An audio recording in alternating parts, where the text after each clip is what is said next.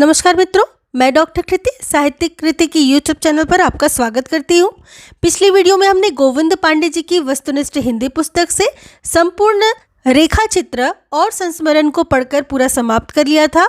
आज की इस वीडियो में हम पढ़ेंगे गद्य काव्य या गद्य गीत के बारे में। तो यदि इससे पहले वाली वीडियो आपने नहीं देखी है तो उसका लिंक मैंने वीडियो के डिस्क्रिप्शन बॉक्स में दे रखा है, वहाँ से जाकर आप उसे बहुत अच्छे से पढ़ ले, क्योंकि इस प्रकार की वीडियो आपको YouTube पे और कहीं नहीं मिलेगी रेखा चित्र और संस्मरण से संबंधित, जिसमें अक्सर विद्यार्थी कंफ्यूज हो जाते हैं, उन्हें समझ में नहीं आता। तो मैंने उसमें बहुत अच्छे से समझाया है, तो वो वीडियो आप जरूर देख लीजिएगा। इसके साथ साथ वीडियो के डिस्क्रिप्शन बॉक्स में मैंने टेलीग्राम चैनल का भी लिंक दे दिया है। आपको किसी भी तरीके से कोई भी PDF चाहिए हो तो मुझे वहीं जाकर के मैसेज कीजिए। वीडियो से संबंधित PDF मैं आपको टेलीग्राम चैनल पर उपलब्ध कराती रहूंगी। तो हमारे चैनल के सभी विद्यार्थी टेलीग्राम चैनल से जरूर से जुड़ जाएं। और यदि चैनल पर नए आए हैं तो चैनल को सब्सक्राइब जरूर कर लें, क्योंकि इस चैनल के माध्यम से आप विभिन्न परीक्षाओं के लिए हिंदी साहित्य से बहुत अच्छी तैयारी कर सकते हैं।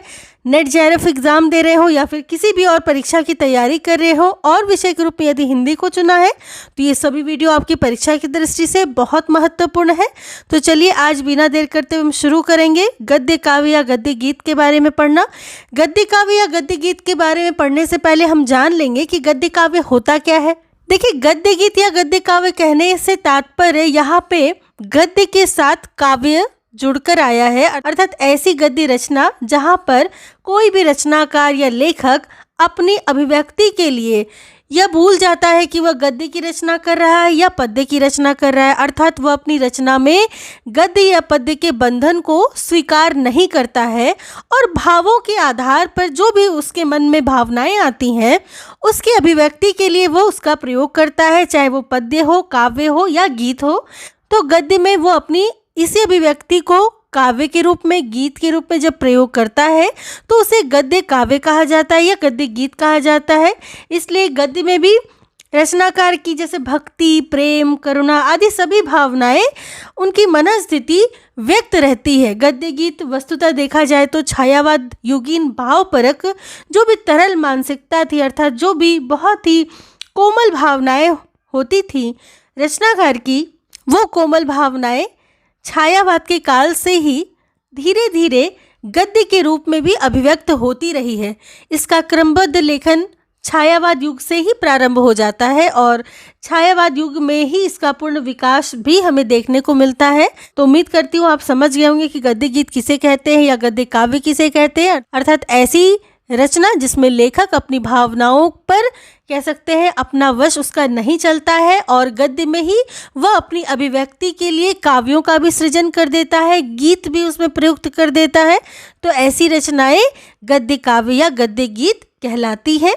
तो हम देख लेंगे कि गद्य काव्य और गद्य गीत में कौन कौन महत्वपूर्ण है। तो श्रीयुत रायकृष्ण दास जी को हिंदी का प्रथम गद्य काव्यकार माना जाता है। किसे? तो श्रीयुत रायकृष्ण दास जी। ये बहुत महत्वपूर्ण है रायकृष्ण दास, क्योंकि इन्हीं से हिंदी का प्रथम गद्य काव्य रचना मानी जाती है। हिंदी में गद्य काव्य लेखन की प्रेरणा रविंद्रनाथ के गीतांजलि के हिंदी अनुवाद से मिलती है। और बात करें गद्य काव्य लेखन की प्रेरणा की, तो वो रविंद्रनाथ टैगोर की गीतांजलि, आप जानते हैं बहुत प्रसिद्ध रचना है गीतांजलि रविंद्रनाथ टैगोर की, और उसी के हिंदी अनुवाद से हिंदी में गद्य काव्य लेखन की प्रेरणा मिलती है। आगे हम देख लेंगे हिंदी में लिखे कुछ महत्वपूर्ण गद्य काव्यों को। रायकृष्ण दास जी, इनका देखिए छायापथ सन 1929 ईस्वी का बहुत महत्वपूर्ण गद्य गीत या गद्य काव्य की रचना है। जो महत्वपूर्ण है केवल मैं उन्हीं को बताती चलूँगी, बाकी आप वीडियो को रोक करके एक बार ज़रूर से पढ़ लीजिएगा। अगले है वियोगी हरि, इनका तरंगिनी 1919 ईस्वी, अंतर्नाद 1926 ईस्वी।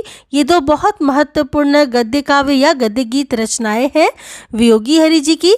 अगले हैं चतुरसेन शास्त्री जी, इनका अंतस्थल 1921 ईस्वी, तरलाग्नि 1936 ईस्वी, मरी खाल की हाय 1939 ईस्वी। ये तीनों बहुत महत्वपूर्ण गद्य गीत या गद्य काव्य हैं चतुरसेन शास्त्री जी के। आगे है वृंदावन लाल वर्मा, इनका हृदय की हिलोर 1928 ईस्वी की महत्वपूर्ण रचना है, गद्य काव्य या गद्य गीत है वृंदावन लाल वर्मा जी की। ध्यान दीजिएगा, हृदय की हिलोर। आगे जी का भग्नदूत 1933 ईस्वी, चिंता 1942 ईस्वी। ये दोनों बहुत महत्वपूर्ण गद्य गीत या गद्य काव्य है। अगे जी का ध्यान दीजिएगा, कई बार परीक्षाओं में इनसे प्रश्न बना है, भग्नदूत और चिंता से। वहीं डॉक्टर रामकुमार वर्मा का हिमहास 1935 ईस्वी की रचना है, बहुत महत्वपूर्ण है यह भी, हिमहास रामकुमार वर्मा।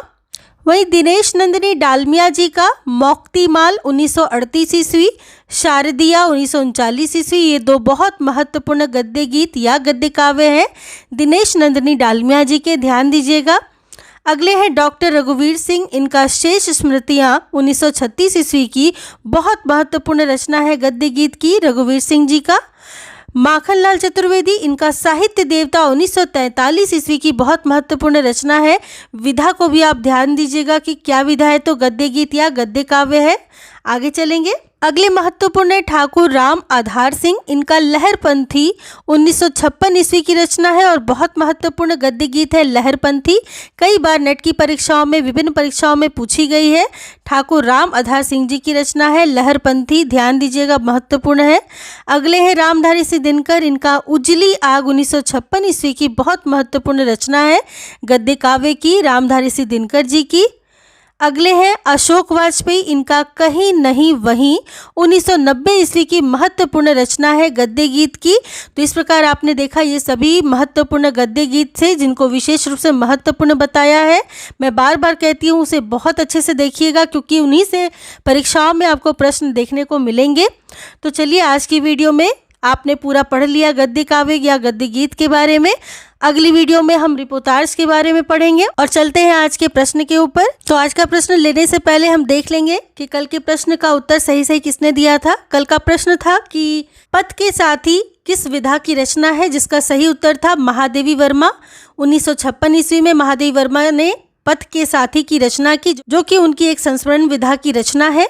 और इसका सही उत्तर देने वाले विद्यार्थी हैं नेहा मुजफ्फरनगर से, अंतिम मंदसौर से, सरिता तिवारी लखनऊ से, अवनीत पंजाब से, अरविंद कुमार यादव अन्नी मध्य प्रदेश से, गोपाल तेलंगाना से, सरिता राठी, राजेश ठाकुर तथा बनवारी लाल हनुमानगढ़ से। तो आप सब विद्यार्थियों को बहुत बहुत बधाई हो।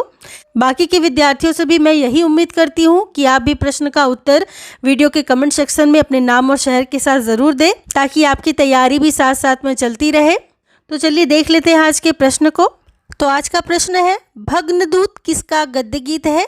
तो फटाफट इसका उत्तर वीडियो के कमेंट सेक्शन में अपने नाम और शहर के साथ भेजें। वीडियो पसंद आई हो तो इसे एक लाइक जरूर करें। सब्सक्राइब नहीं किया है चैनल को अब तक तो सब्सक्राइब कर ले, ताकि इस प्रकार की अगली वीडियो आपको मिल पाए।